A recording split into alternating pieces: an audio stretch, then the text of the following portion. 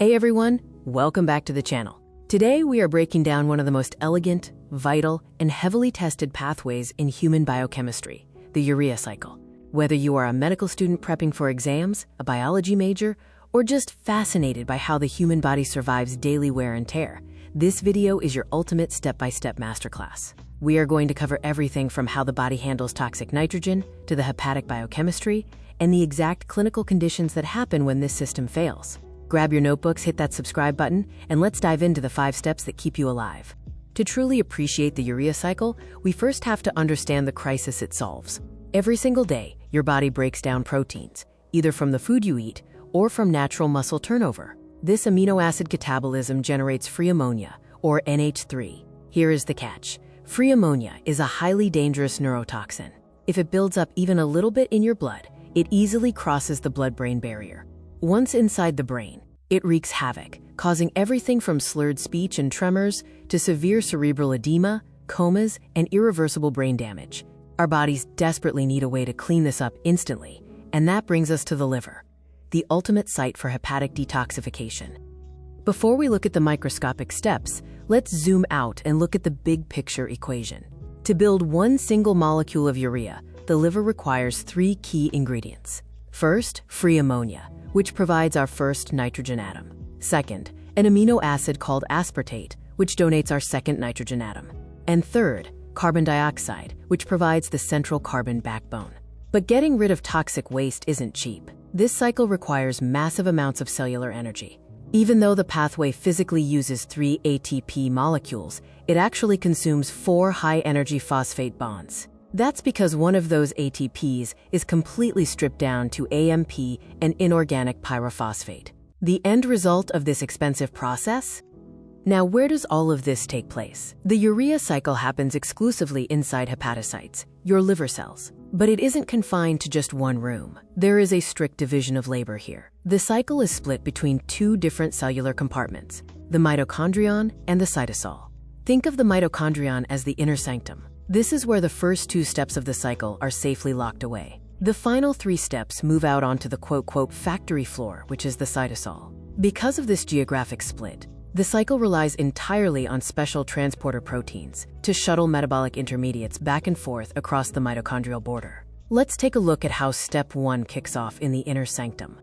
Step 1 is the absolute gatekeeper of the entire pathway. This is the rate-limiting, irreversible, committed step of the cycle. Inside the mitochondria, free ammonia combines with bicarbonate and utilizes 2 molecules of ATP to create a molecule called carbamoyl phosphate. The enzyme responsible for this is carbamoyl phosphate synthetase I, or CPSI for short. But here is the most important concept for your exams. CPSI is completely blind and inactive on its own. It requires an obligate allosteric activator called N-acetylglutamate, or NAG. Think of NAG as the physical key to the gate. Without NAG present, the enzyme is locked, the cycle cannot start, and ammonia begins to back up. Once carbamoyl phosphate is made, we immediately move to step 2, which is catalyzed by an enzyme called ornithine transcarbamylase, commonly known as OTC. OTC takes that freshly minted carbamoyl phosphate and attaches it to an amino acid called ornithine.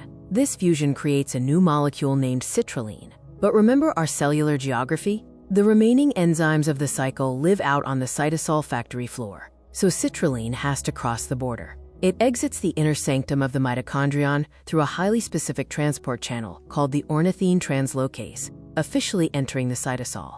Welcome to the cytosol. In step 3, our citrulline is riding along the metabolic conveyor belt when it encounters its second major nitrogen donor, aspartate.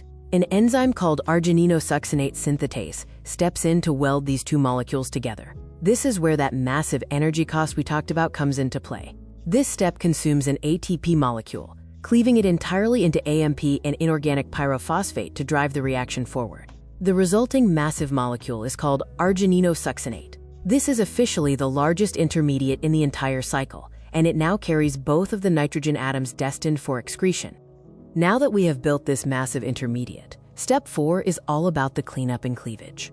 An enzyme named argininosuccinate lyase acts like a molecular pair of scissors, snipping the argininosuccinate into 2 separate pieces. Piece number 1 is arginine, which stays right here to finish out our cycle. But piece number 2 is fumarate, and this is a beautiful piece of biochemistry. Fumarate exits the urea cycle entirely and heads straight over to the TCA cycle, also known as the Krebs cycle. This creates a direct structural and energetic link between the pathway that clears toxic waste and the pathway that generates the body's power. We have finally made it to step 5, the generation of our final product. This final reaction is catalyzed by an enzyme called arginase, which is found almost exclusively in the liver.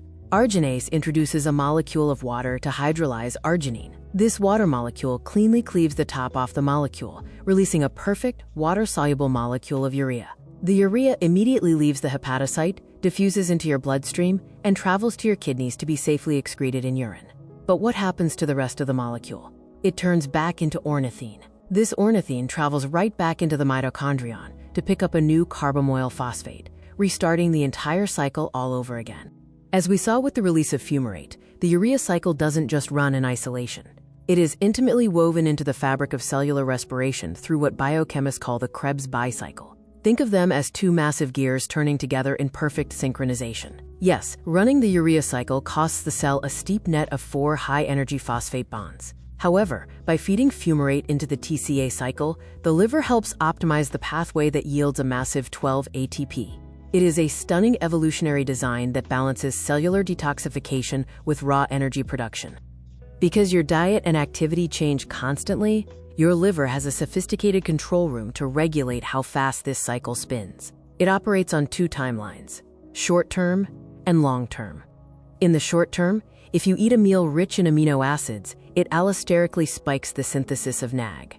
NAG instantly turns the dial on CPSI up to maximum, accelerating detoxification to handle the protein influx. In the long term, your body uses genetic regulation. If you stay on a high-protein diet for weeks, or if you undergo prolonged starvation where your body is forced to break down its own muscle tissue, your DNA steps in. Over a few days, it increases gene expression to physically build more copies of all 5 cycle enzymes.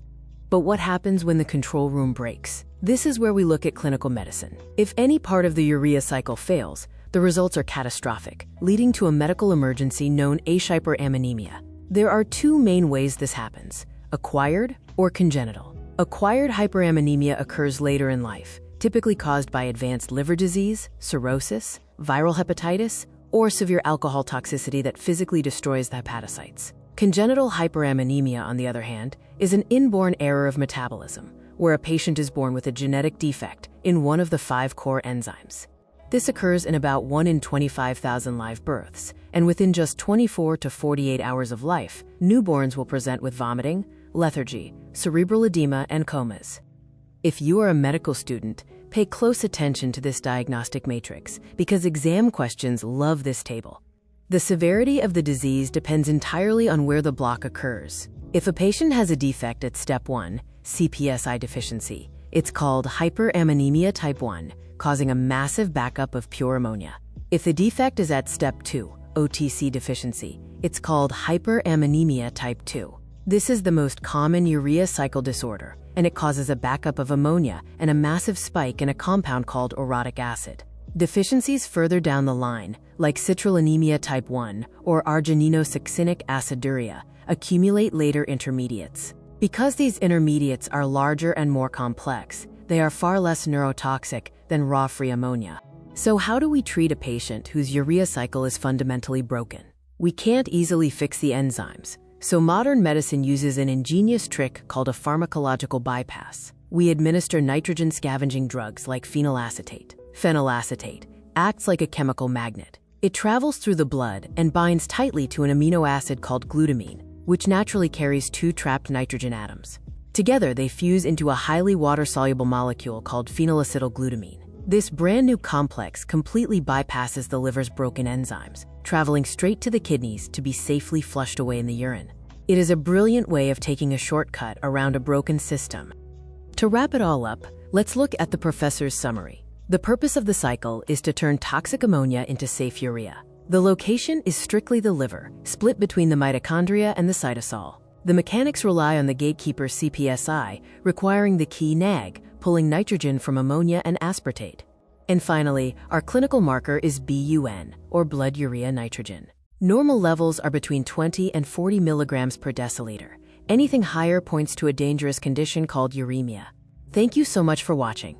If this video helped you visualize the urea cycle, drop a comment below, give it a thumbs up, and don't forget to share it with your classmates. We will see you in the next masterclass. When so old you'll be